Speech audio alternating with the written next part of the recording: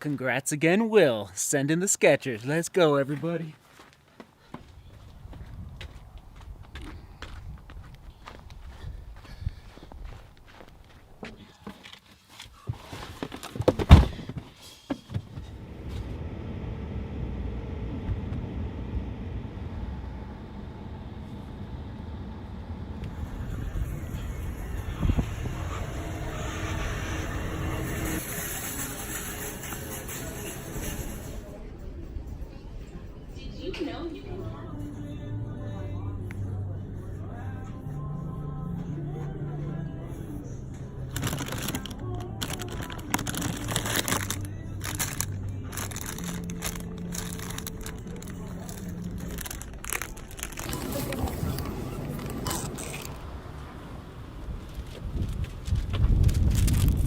Got the baby wipes, got the baby wipes.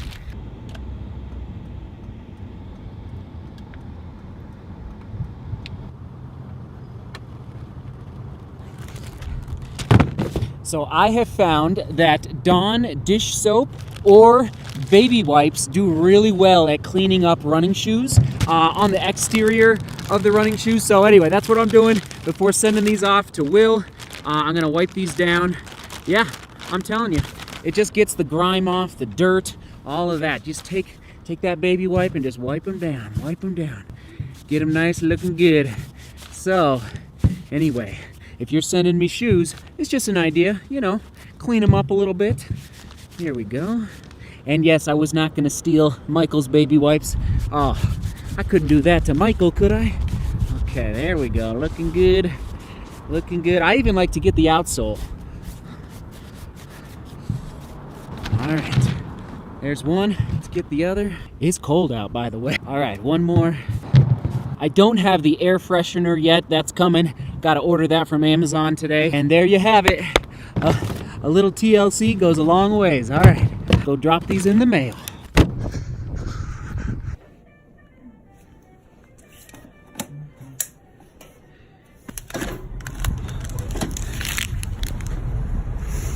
And away they go. All right, Will, let me know when they arrive. It's just so awesome. So awesome to, listen, like, just get the shoes to a new set of feet. More miles, baby. All right, one more errand, and then back to the studio.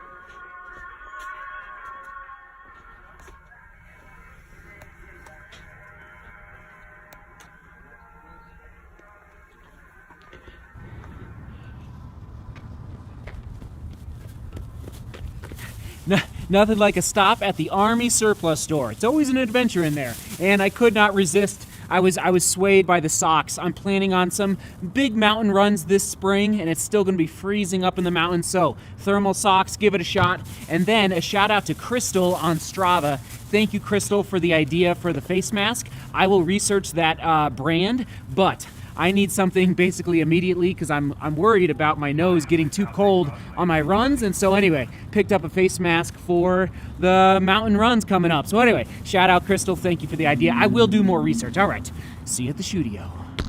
And here we are. Okay, why? The question here for today that I am contemplating, thinking about for all of you on my 20-mile run today, why build your aerobic engine first? I'm going to try and dive into this topic as best as possible, keeping in mind I studied history in college. I didn't study science, but I will do my best. And yes, today's 20-mile run, I did not film. You saw a clip there at the end of the run, just filmed it with my phone.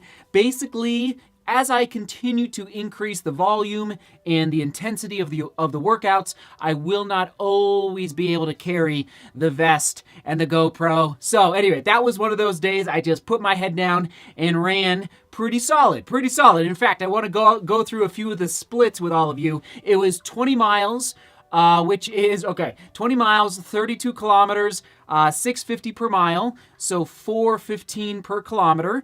And the goal was to just attempt to be as steady as possible. Steady Eddie today, okay? And the splits, okay, started off with a 721, then a 659, and then a 655, and then jumping ahead to mile 10 through like 16. Here you go. 644, 644, 644, 643, 643, 648, 645, and then the last one, a 651. And so how did I feel at the end of the 20 miles? I felt solid except the last 2 miles. Mile 18, and we're going to talk more about this in a minute, but at mile 18, yeah, the legs were like, okay, this is starting to hurt a little bit. And sure enough, oh, this is a beautiful connection. Sure enough, it was almost to the minute at the 2-hour mark. It was unbelievable. And it was cold today. It was about 20 degrees Fahrenheit, so it was chilly. And I think that does impact our muscles to a certain extent, our breathing even, sucking in cold air for over 2 hours. And I always like to say that you got to listen to your coach. If you have a coach, if you're following a training program, you got to listen and you've got to believe. Listen and believe when you have a coach that is guiding your training. Because if you don't believe in the workouts, if you don't believe in what this person is telling you to do to get faster, there's a good chance you're not going to get faster. You're not going to do great workouts. You're not going to follow the training plan, and therefore you probably won't reach your full potential on race day. So I always want to mention that before diving into a topic.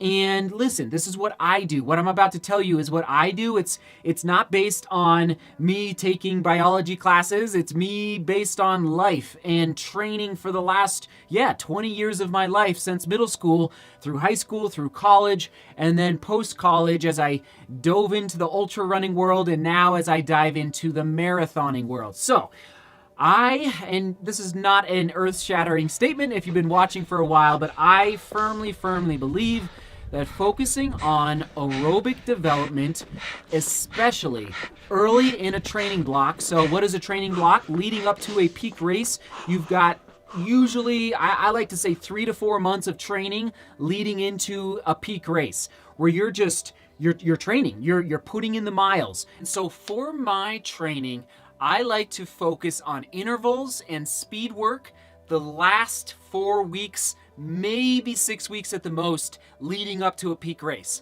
And why is that? Well, our bodies can only give us so much. Like, we can take them to the brink, but if we go through the brink, there's a really good chance we're going to overtrain. We're going to burn out, and it actually becomes detrimental to our performance on race day if we continue to train at too high a level.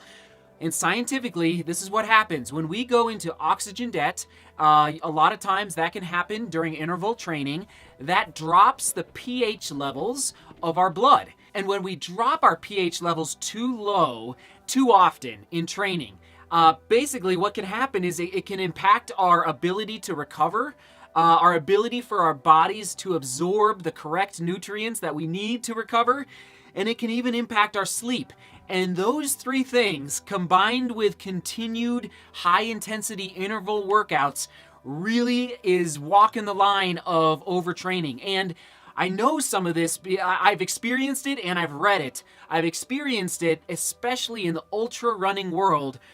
Me personally, but even just watching other ultra runners who are pushing the envelope a little too much with high volume and high interval training. And those 2 things, like, it's walking the line of disaster. There's no other way to say it, of disaster in how your body can recover to get ready, guess what? For the next day and the next day. And so pH levels and plunging them down, and that's what happens when you do a hard interval. You plunge your pH level down, and then it slowly comes back up, and then you plunge it down again. And when we do that over and over in our training, we just got to be careful. Okay. Therefore, the other option, and this is how I train, is focus the first 2, even 3 months of training leading up to a peak race on aerobic development, meaning where we're not going into oxygen debt. We're approaching oxygen debt, but we're not pushing through. Does that make sense? And so by focusing on aerobic training, not anaerobic training, and that another way to phrase it, and you hear it in the running world, is long, slow distance, or LSD runs, kind of like your traditional long run. What happens is we're working on the cardiac efficiency of our hearts. So our heart, believe it or not, it can expand and get bigger with more training. And that can impact basically the power of the contraction of the heart, which means you can pump more blood into your system, your pulmonary system. And that allows us to carry more more blood through our bloodstream, and therefore more oxygen. In addition to this cardiac efficiency, which we can improve through steady state running, meaning mile after mile, nice and steady, not plunging our pH levels down with surges, just steady. It's preferably for 2 hours. We'll talk about that in a second. In addition to that, there's this pulmonary ventilation. And again, bear with me on the science, but from what I understand, when we go at this aerobic level, at a steady state, for 2 hours and above, and this 2 hour mark is fascinating to me. Like, why is it this 2 hour mark? But study after study has proven that running for 2 hours and above that's when we really begin to see the changes in our aerobic systems. And so on a scientific level, there's capillary beds in our lungs that begin to develop at this 2 hour mark. And so the air from the outside is breathed into our lungs, into these newly developed capillary beds, and then into our heart, into the bloodstream, and delivered to our muscles. And that's what we want as runners, right? We want as much oxygen as possible being delivered to our muscles as possible. And today's run was a perfect case in point.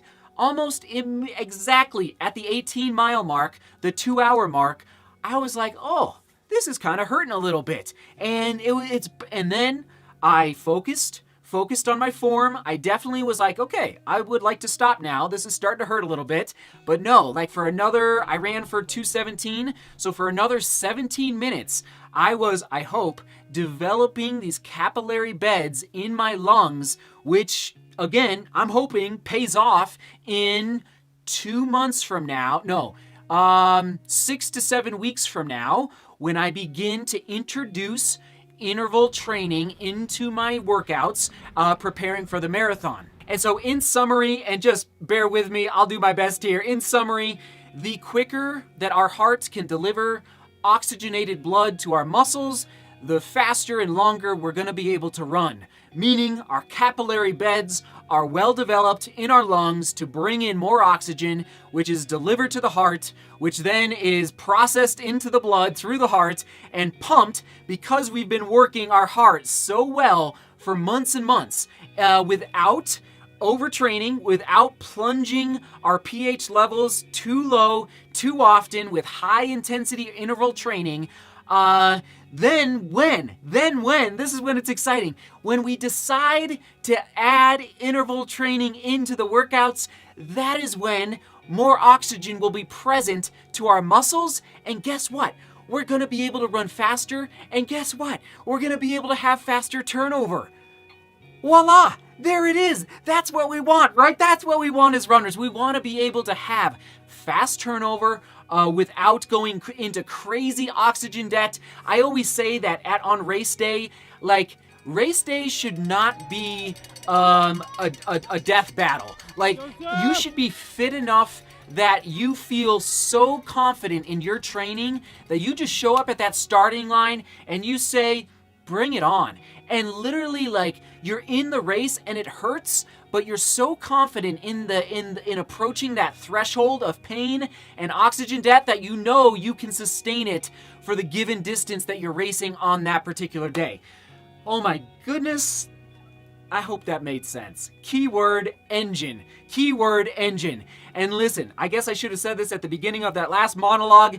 That is why you should develop and focus on developing your aerobic system first. in your training block. I probably should have talked about this in December, shouldn't I? But that is where I'm at in my training block leading up to the marathon. Again, listen to your coach, listen to your coaches. I'm happy to answer your questions about aerobic development and steady state running and long, slow distance, and why I believe it is I'm just going to say it is way more important early in the training block, especially compared to interval training and speed training. But listen, we're just having a conversation here. You might have a different philosophy, and if it's working for you, stick to it. You know what I mean? Stick to it. This is how I train. This is how I've been raised to train through my coaches, and I love it. And I love it. And do what you love. You know what I mean? Some of you I know are out there are just track junkies, and you love going around that oval, and more power to you. More power to you. And the question of the day, how do you approach aerobic training? Like, what's your thought process behind what you're doing for developing your aerobic system? And this could be within a training program or not. Like, whether you follow a training program or maybe you just go completely by feel on a given day, all right? So that's the question of the day, all about aerobic training and turning that key for the aerobic engine. I love it. Oh man, and again, this is a topic that we could talk for 10 videos on this one topic, but I hope to simply get the conversation going, get the thought process going down below. Oh, beautiful day, beautiful day. Seek beauty, work hard, and love each other. Thanks for being here. See you tomorrow.